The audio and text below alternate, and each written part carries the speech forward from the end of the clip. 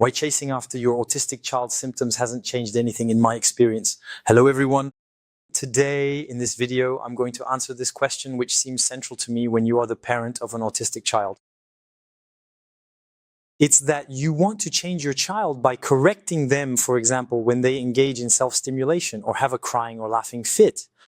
You ask them to stop crying, you ask them to stop laughing, you ask them to behave properly. You ask them to stop making those self-stimulating chin movements, to stop making those little noises, to stop hurting themselves. And in fact, you are chasing after your autistic child's symptoms. But why doesn't it work? Because chasing after the symptoms, let me use a metaphor for you. It's like putting a bucket under a water leak. You will minimize the impact of the leak. It will prevent you from having a flood. But you won't solve the problem at the source, that is where the leak is happening. And in this situation, it is recommended to address the problem at its source, precisely to prevent the water leak. My name is Paul. I am the father of a 9-year-old autistic child, a boy named Alexandre, who was diagnosed with level 1 autism at the age of 3. For a long time, I tried to unlock Alexandre's unique language by participating in these specialized speech therapy sessions. For a long time, I tried to retrain him, telling myself that with repetition, he would eventually get it. Then I reached a point where I was resigned, meaning I told myself, in any case, it doesn't change anything. You just have to accept it. And that's a defeat. I'd been fighting for 6 or 7 years. I was in a kind of therapeutic wandering, meaning I didn't really have a solution because the specialists either wanted to sell me something, ABA classes, or they told me there was nothing to be done, or they didn't say anything at all. But I felt that, of course, they sympathized, and they must have thought every time that I was really unlucky. Of course, having a child with neurodevelopmental disorders is really something very serious. But the good news in all this is that there are solutions to greatly improve your child and to solve the problem. Not just at the level of downstream symptoms, but to address the problem upstream, that is at the source. There are many children who are diagnosed as autistic, but who actually are not. And that is tragic. Maybe your child is one of them. Just because your child has clinically observed autistic symptoms doesn't necessarily mean they are autistic. A child may have autistic symptoms, but may have a traumatic past, may have experienced trauma, or may have suffered emotional deprivation, even if only temporarily, very early in life, from 0 to 3 years old, for example. This often can alter the neurodevelopmental trajectory in a negative way.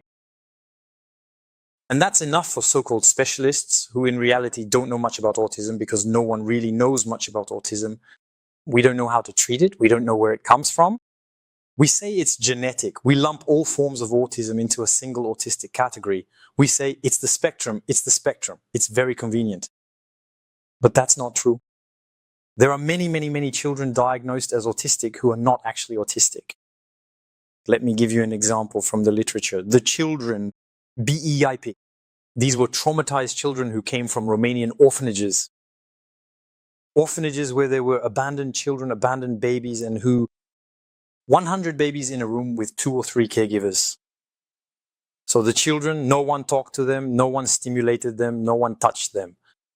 What happened? Clinically, all these children were autistic.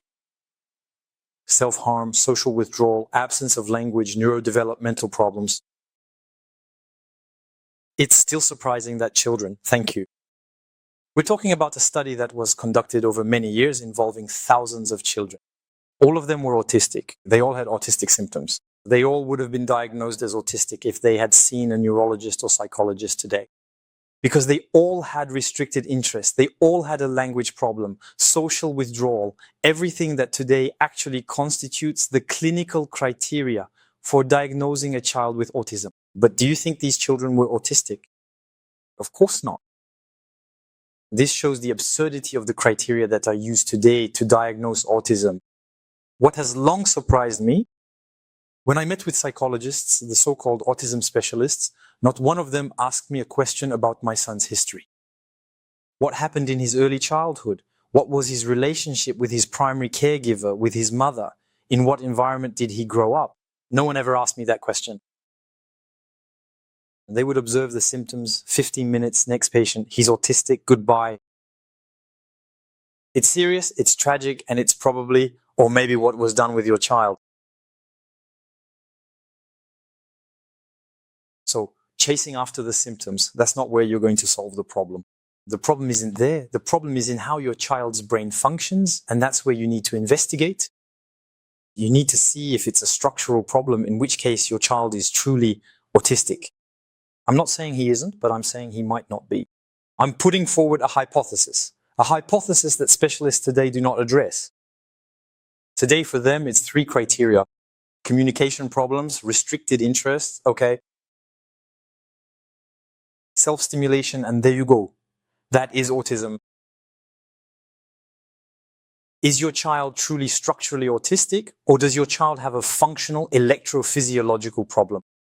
An electrophysiological block, this specific type of block, can manifest itself in several different ways, including significant language problems, noticeable delays in speech development, various comprehension issues, persistent problems with focus and concentration, excessive physical hyperactivity, or even unusually low levels of activity, which is commonly known as hypoactivity.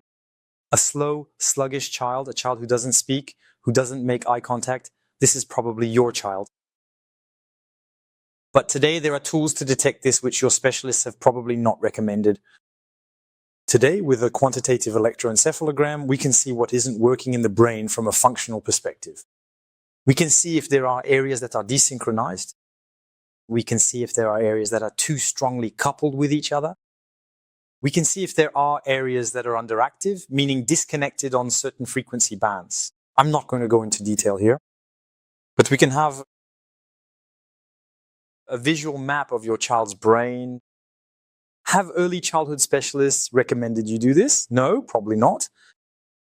But with this, if we then combine neuromodulation with an educator, we get feedback and effectiveness that is completely multiplied. Did you know that? Probably not. Let me give you a practical example, a real life case of Alexandre, my 9-year-old son. I think I'm well placed to share this since I'm going to tell you what happened to him. I spent 7 years in therapeutic wandering, and the first major improvements happened over the last 3 months. I'm not talking about the last 3 years, I'm talking about the last 3 months. That's extremely short in relation to my son's problem and a child's development. Over these last 3 months, I made a graph about this for you. His regulation has completely changed.